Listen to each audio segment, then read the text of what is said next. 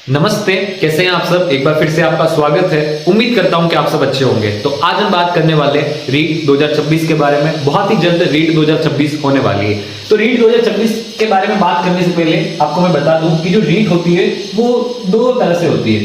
पहला होता है लेवल 1, जिसमें 1 से लेकर 5 तक के टीचर्स बनते हैं। दूसरा होता है लेवल 2, जिसमें 6ठी से लेकर 8वीं तक के टीचर्स बनते हैं। तो लेवल 1 में जो क्वालिफिकेशन चाहिए होती है, जो लेवल 1 में अप्लाई करते हैं वो करते हैं बीएसटीसी वाले स्टूडेंट, और लेवल 2 में जो अप्लाई करते हैं वो करते हैं बीएड वाले स्टूडेंट। ठीक है, तो यहां पर दो तरीके से अप्लाई होता है, लेवल 1 लेवल 2, सबको ये पता ही होगा। और इसके बाद में भी रीट में 2 एग्जाम होते हैं। सबसे पहला एग्जाम होता है रीट प्री। पहला एग्जाम होता है रीट प्री, और इसके बाद में होता है रीट मेंस। रीट प्री के बाद में एग्जाम होता है रीट मेंस। तो यहां पर आपको मैं बता दूं कि सबसे पहले हमको रीट प्री क्लियर करनी होती है। रीट प्री क्लियर करने के बाद में हम रीट मेंस क्लियर कर पाते हैं। जैसे आरएस प्री में सिस्टम होता है कि आरएस प्री क्लियर करने के बाद में लोग आरएस मेंस में बैठ पाते हैं। फिर आरएस मेंस के बाद में इंटरव्यू होता है। तो यहाँ पे इंटरव्यू नहीं होता है, ठीक है। यहाँ पर रीट प्री के बाद में रीट मेंस होती है, उसके बाद में डायरेक्ट क्लियर, जो कट ऑफ क्लियर कर लेते हैं उनकी ज्वाइनिंग हो जाती है, ठीक है। लेकिन यहाँ पर एक चीज है कि रीट प्री में वो लोग अप्लाई कर सकते हैं जो बीएसटीसी बीएड कॉलेज में पढ़ रहे हो, ठीक है। चाहे उनको एडमिशन लिए 1 दिन हुआ हो, 10 दिन हुआ हो, 15 दिन हुए हो, 20 दिन हुए हो, 1 महीना, 2 महीना, 10 महीना, कितना भी टाइम हुआ हो, अगर उन्होंने एडमिशन ले लिया है तो अगले ही दिन से वो रीट प्री में अप्लाई करने के लिए एलिजिबल है। लेकिन रीट मेंस में क्या होता है कि बीएसटीसी बीएड जो आप डिग्री डिप्लोमा कर रहे हो वो कंप्लीट होने चाहिए, ठीक है। वो एग्जाम से पहले कंप्लीट होने चाहिए, ठीक है। और अगर आपने अभी देखा हो कि 2026 का जो भर्ती का जो कैलेंडर है बोर्ड ने वो जारी किया था, उस कैलेंडर में रीट प्री का या रीट मेंस का कोई जिक्र नहीं था। क्योंकि जो रीट प्री होती है उसको करवाता है अपना बोर्ड वाला विभाग, ठीक है ना, माध्यमिक शिक्षा बोर्ड वाला विभाग, ठीक है। जो हमारे 10th के 12th के बोर्ड एग्जाम करवाता है वो जो विभाग है वो करवाता है रीट प्री के एग्जाम। और रीट मेंस के जो एग्जाम होते हैं वो करवाता है हमारा आरपीएससी, ठीक है, आरपीएससी, ठीक है।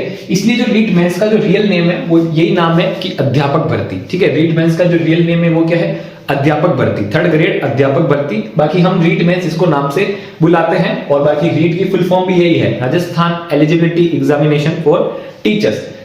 तो आपने अपनी स्क्रीन पे न्यूज़पेपर देखा होगा। इस न्यूज़पेपर में माध्यमिक शिक्षा बोर्ड ने साफ साफ कह दिया है कि 10वीं बारी के जो बोर्ड है अभी 2026 में मार्च अप्रैल मई तक वो बोर्ड एग्जाम हो जाएंगे। उन बोर्ड एग्जाम होने के बाद में माध्यमिक शिक्षा बोर्ड रीट प्री का एग्जाम करवाने वाला है, ठीक है। तो आप देख सकते हो कि इस साल अगर जुलाई अगस्त तक, ठीक है ना, जुलाई अगस्त तक रीट के नोटिफिकेशन आता है, जुलाई अगस्त तक, और 2-3 महीने में अगर एग्जाम होता है जैसे हर बार होता है, तो अक्टूबर से लेकर दिसंबर तक इसके बीच में कभी भी, या इसके बाद में या इसके पहले भी, ठीक है ना, मैं कोई एग्जैक्ट टाइम नहीं बता रहा हूं, एक अनुमान लगा रहा हूं, तो इस टाइम तक जो है रीट प्री का एग्जाम हो सकता है। तो यहां पर जिन लोगों ने बीएसटीसी 2025 क्लियर की है, अभी कॉलेज में है, ठीक है, उनको तो रीट प्री का एग्जाम देना ही है, ठीक है।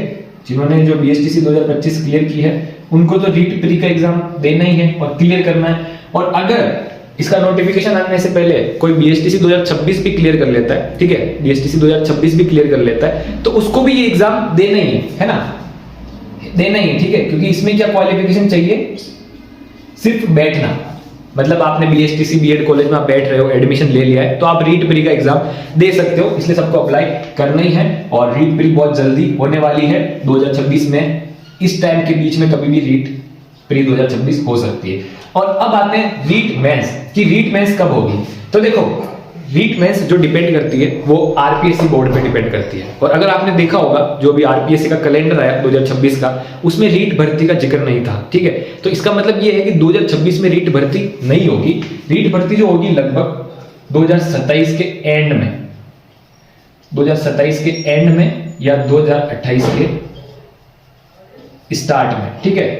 क्योंकि उसके बाद में तो इलेक्शन है, ठीक है ना, उसके बाद में तो इलेक्शन है और इलेक्शन से पहले पहले सरकार जो है बड़ी भर्ती करवा के जाएगी ताकि उन्हें थोड़े अच्छे खासे वोट मिले, ये हम सबको पता ही है। और हम बात करते हैं कि रीट प्री की तैयारी आप कैसे करें। तो ये तैयारी करने से पहले मैं आपको बता दूं कि अभी जो मैंने आपको डेट्स बताई है कि रीट प्री का एग्जाम अब होगा, मेंस का एग्जाम 2027 में 28 में ऐसे ऐसे होगा, तो ये सब मैंने कंफर्म नहीं बताया, ठीक है, ये एक अनुमान लगाया है जो कि पहले हुआ है कि रीट प्री का नोटिफिकेशन आया, जो एग्जाम है वो 7-8 महीने बाद में हुआ, मेंस का नोटिफिकेशन आया, एग्जाम जो है साल भर बाद में हुआ, उसके हिसाब से मैंने अनुमान लगाया। बाकी सरकार पे डिपेंड करता है वो कब कराए, लेकिन ये चीज कंफर्म है कि रीट प्री जो है वो 2026 में ही होगी और रीट मेंस भी होगी, मतलब ये पूरा प्रोग्राम होने वाला है। अब रीट प्री तो कंफर्म है कि 2026 में एंड तक हो जाएगी, लेकिन रीट मेंस में क्या है कि सरकार कैसे करवाए कि रीट प्री का रिजल्ट आएगा, उस रिजल्ट आने के बाद में रीट मेंस का नोटिफिकेशन आएगा, उसके बाद में एग्जाम होगा, उसके बाद में रिजल्ट आएगा।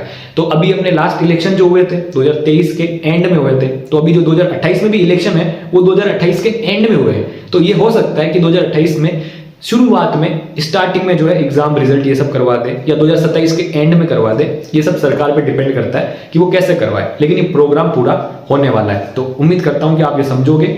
और अब है कि रीट प्री की तैयारी कैसे करें। तो सबसे पहले तो क्या है, लेवल 1 की हम बात कर रहे हैं आज, ठीक है।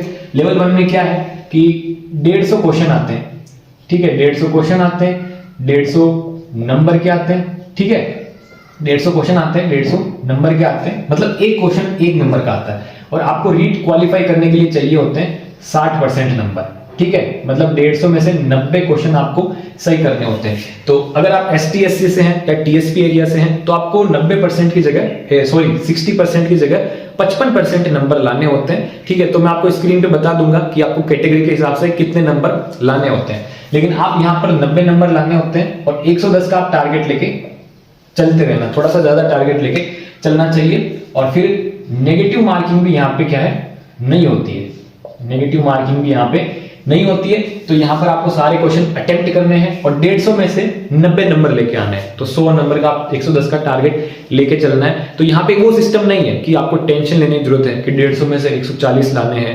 150 में से 150 लाने, टॉप करना है, ऐसा कुछ नहीं है, कट ऑफ नहीं बनेगी यहाँ पे। यहाँ पे 91 नंबर लाने वाला और 149 या 150 नंबर लाने वाला दोनों बराबर है, दोनों रीट प्री क्वालिफाई कर जाते हैं। तो ये थोड़ा आपको ध्यान रखना है, ठीक है। फिर यहाँ पर सबसे पहले आपको क्या करना है कि सिलेबस पढ़ना है रीट प्री का। क्या करना है, सिलेबस पढ़ना है। सिलेबस पढ़ने के बाद में पुराने पेपर देखने, रीट प्री के जो अब तक के पुराने पेपर हैं वो देखने।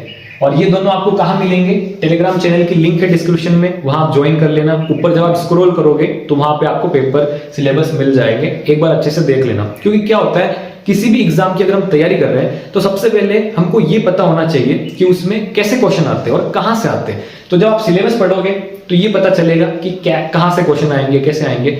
और पुराने पेपर जब आप देखोगे तो आपको पता चलेगा किस टॉपिक से पर्सन ज्यादा आ सकते हैं, कैसे पर्सन बन सकते हैं। तो जब आप पढ़ोगे ना क्वेश्चन या बुक में तो आपको वो आदत लग जाएगी कि हाँ ये बन सकता है, ये बन सकता है, तो थोड़ा आइडिया भी लगता है। तो ये चीज तो आपको करनी है, सिलेबस अच्छे से पढ़ना है और पुराने पेपर अच्छे से देखने। फिर क्या होता है इसके बाद में, रीट प्री में 5 सेक्शन होते हैं। शिक्षा मनोविज्ञान जो कि 30 क्वेश्चन आते हैं, 30 नंबर का होता है, ठीक है। भाषा प्रथम, यहाँ पे आपको एक लैंग्वेज चूज करनी होती है, हिंदी, इंग्लिश, गुजराती, संस्कृत, कुछ भी आप कर सकते हो। मान लो यहाँ पे हिंदी ले ली तो 30 क्वेश्चन इसके आते हैं, 30 नंबर के।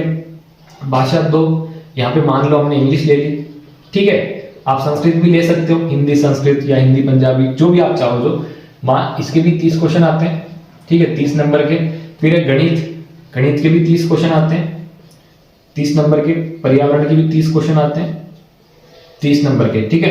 तो यहाँ पे क्या है कि आपको सबसे पहले तो बुक लेके आनी पड़ेगी। तो आप आपके हिसाब से बुक लेके आ सकते हो, बुक आपको मैं नहीं बता पाऊंगा। आप यूट्यूब पे भी सर्च कर सकते हो कि कौन सी बुक्स बढ़िया है, आप वो लेके आ सकते हो। फिर सबसे पहले जो मैं आपको रोड में बता रहा हूँ कि क्या करना है, सिलेबस देखना है, पुराने पेपर अच्छे से देखने।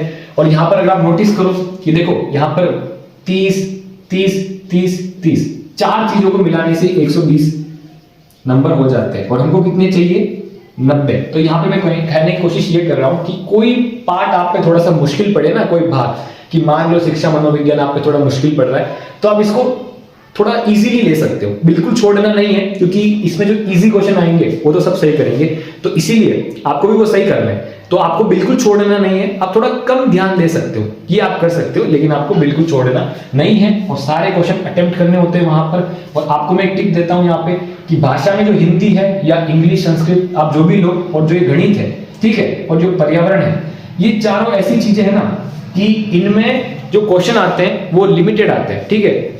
कि गणित में जो सिलेबस दिया हुआ है वही से क्वेश्चन आता है मोस्टली, कि ये फॉर्मूला, ये नंबर, ये ऐसी ऐसी चीजें आती है। आप जब पुराने पेपर देखोगे समझ जाओगे। तो इसलिए आप गणित को अच्छे से कंप्लीट करना, ठीक है।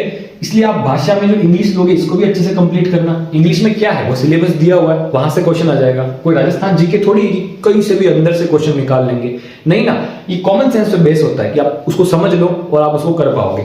इसलिए इंग्लिश को भी अच्छे से करना, हिंदी को भी ऐसे ही आप अच्छे से करना, ठीक है। और आपको शिक्षा मनोविज्ञान भी अच्छे से करनी है, और पर्यावरण में भी आपको अच्छे से करना है, अच्छे से समझना है पर्यावरण में भी, क्योंकि पर्यावरण में भी बहुत इजी इसमें आता है। तो यहाँ पे मैं आपको फिर से बता देता हूँ, सिलेबस देखोगे, पुराने पेपर देखोगे, फिर अच्छे से इन सबको समझोगे, ठीक है, सिलेबस कंप्लीट करोगे। कोई आप पे हार्ड पड़ता है चारों में से एक, तो उसको थोड़ा सा इजीली ले सकते हो, ठीक है। फिर क्या कर सकते हो आप कि बाकी जो आपने कंप्लीट कर लिया सिलेबस, जितने हो सके उतने आपको मॉक टेस्ट देने चाहिए, क्वेश्चन आपको देखने चाहिए, ठीक है, प्रैक्टिस आपको करनी चाहिए, और ऐसे कर करके आपका हो जाएगा। और ये जो मैंने बताया है 60%, ये हर बार का यही चलता है, और अगर आप ये चेंज होता है इस बार तो मैं आपको इन्फॉर्म कर दूंगा। और आज के लिए बस इतना ही। उम्मीद है कि आपका डाउट क्लियर हुआ होगा। मिलते हैं नेक्स्ट वीडियो में। आपका बहुत बहुत धन्यवाद, और आप जरूर सिलेबस और